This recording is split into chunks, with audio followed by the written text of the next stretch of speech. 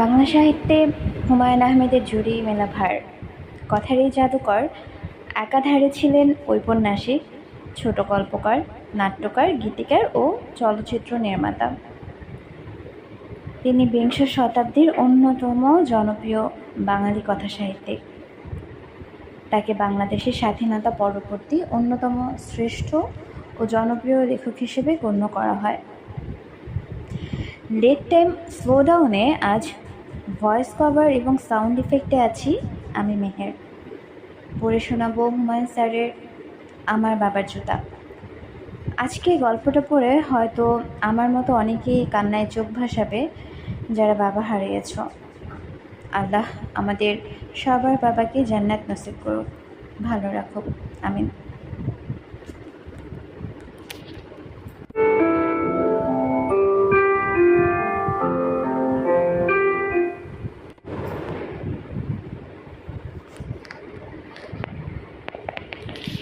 (2024) স্বাধীনতার আমরা সচক্ষু সাক্ষী। ঠিক তেমনি ৭১-এর যুদ্ধের গল্প শুনলে আমাদের অন্তরাত্মা কেঁপে ওঠে। সকল ত্যাগী শহীদদের আত্মার মাগফিরাত কামনা করছি। গল্প ভালো লাগলে ফলো বাটনে প্লিজ একটা ক্লিক করে দিও।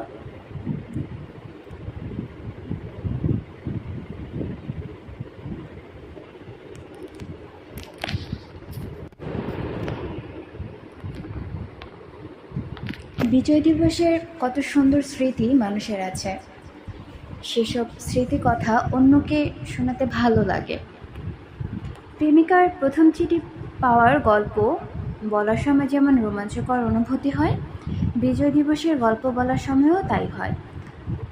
আমার বন্ধু দৈনিক বাংলার সালেহ চৌধুরীকে দেখেছি বিজয় দিবসের স্মৃতিকথা বলার সময় তার চোখে পানি এসে পড়ে।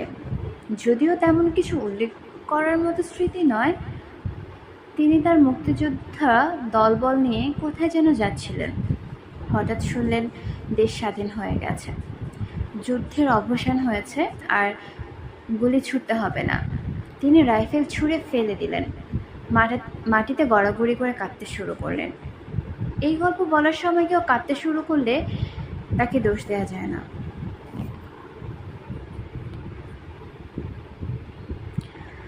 আজ আমি বিজয় দিবসের স্মৃতির গল্প করব না, বরং বাবাকে নিয়ে একটা গল্প বলি। এই মহান ও পবিত্র দিনে গল্পটি বলা যেতে পারে। আমার বাবার এক জোড়ই জুতো ছিল, লাল রঙের চামড়ার জুতা, মাল্টিপারপাস জুতা। সাধারণভাবেও পরতেন, আবার তার পুলিশের ইউনিফর্মের সঙ্গেও পরতেন। জুতা জোড়ার সঙ্গে আমাদের পরিচিতি খুব বেশি ছিল, কারণ আমাদের প্রায়ই তার জুতো কালি করতে হতো। কাজটা আমাদের খুব পছন্দের ছিল, জুতার কালির গন্ধটাও খুব ভালো লাগতো।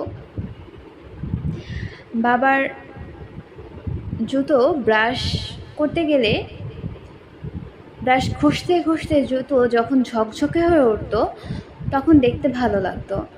সবচেয়ে বড় কথা, ঝকঝকে জুতো দেখে বাবা বলতেন, আরে বাপরে, একেবারে আয়না বানিয়ে ফেলছে। এই বাক্যটি শুনতে বড় ভালো লাগতো। 1971 সালের 5ই মে আমার বাবা তার লাল জুতো পরে বরিশালের গোয়ারেখা গ্রাম থেকে বের হলেন। সেদিন জুতো জোড়া কালি করে দিল আমার ছোট বোন। বাবা যথারীতি বললেন, আরে বাপরে, একেবারে আয়না বানিয়ে ফেলছিস। সেই তার জুতো পরে শেষ বের হওয়া। সন্ধ্যার সময় খবর এলো বলেশ্বর নদীর তীরে দাঁড় করিয়ে মিলিটারিরা তাকে গুলি করে মেরে ফেলেছে। মানুষকে যে এত সহজে মেরে ফেলা যায় তা আমার মা জানতেন না। তিনি খবরটা বিশ্বাস করলেন না। তিনি আমাদের ডেকে বললেন, তোরা এই লোকগুলোর কথা বিশ্বাস করিস না। তোর বাবা সারা জীবন কোনো পাপ করেনি, এরকম মৃত্যু হতে পারে না তার। তোর বাবা অবশ্যই বেঁচে আছে, যেখানেই থাকুক তিনি যেন সুস্থ থাকেন, এই দোয়া কর। আমি জানি তোর বাবার সঙ্গে তোদের আবার দেখা হবে, অবশ্যই হবে। একজনের বিশ্বাস অন্যের মধ্যে সংক্রমিত হয়। আমরা সবাই মার কথা বিশ্বাস করলাম। এর মধ্যে মা এক রাতে স্বপ্নও দেখলেন মিলিটারিরা বাবাকে পশ্চিম পাকিস্তানে নিয়ে সেখানে এক জেলায় আটকে রেখেছে। বাবা স্বপ্নে মাকে বললেন, দেশ স্বাধীন হলেই আমাকে ছেড়ে দেবে, তখন তোমাদের সঙ্গে দেখা হবে, এই কদিন একটু কষ্ট করে থাকো। মা খাওয়া দাওয়া বন্ধ করে দিয়েছিলেন, কিছুই খেতে পারতেন না। এই স্বপ্নের পর আবার অল্প স্বল্প খেতে শুরু করলেন। আমরা অপেক্ষা করতে লাগলাম স্বাধীনতার দিনটির জন্য। আমরাও মার মতোই ধরে নিয়েছিলাম দেশ স্বাধীন হলেই বাবাকে পাওয়া যাবে। মার প্রতি আমাদের এই অবিচল বিশ্বাসের কারণও আছে। আমার মা কখনো তার ছেলে মেয়েদের কোনো মিথ্যা আশ্বাস দেননি। আমরা তখন গ্রামে পালিয়ে আছি। মে মাস প্রায় শেষ হতে চলছে। ঘোর বর্ষা, দিনের পর দিন এক নাগাড়ে বৃষ্টি হচ্ছে। তখন অদ্ভুত একটা খবর পাওয়া গেল, এক লোক নাকি বলেশ্বর নদী দিয়ে ভেসে যাওয়া একটি লাশ তুলে কবর দিয়েছে। তার ধারণা এটা পিরোজপুরের পুলিশ প্রধান ফয়জুর রহমান আহমেদের লাশ। সে লাশটা কবর দিয়েছে, তবে প্রমাণের জন্য লাশের পা থেকে জুতো জোড়া খুলে রেখেছে। এই জুতো জোড়া সে আমাদের হাতে তুলে দিতে চায়। আমার মা বললেন, অসম্ভব, এটা হতে পারে না, নিশ্চয়ই অন্য কারো জুতো। তবে পুরোপুরি নিঃসন্দেহ হবার জন্য আমাকে জুতা আনতে শহরে পাঠালেন। আমাকে পাঠানোর কারণ হলো আমার মার ধারণা আমি খুব ভাগ্যবান ছেলে, আমি কখনো অমঙ্গলের খবর আনব না। মিলিটারিতে তখন পিরোজপুর গিজগিজ করছে। এই অবস্থায় কোনো যুবক ছেলের শহরে ঢোকা মানে জীবন হাতে নিয়ে ঢোকা।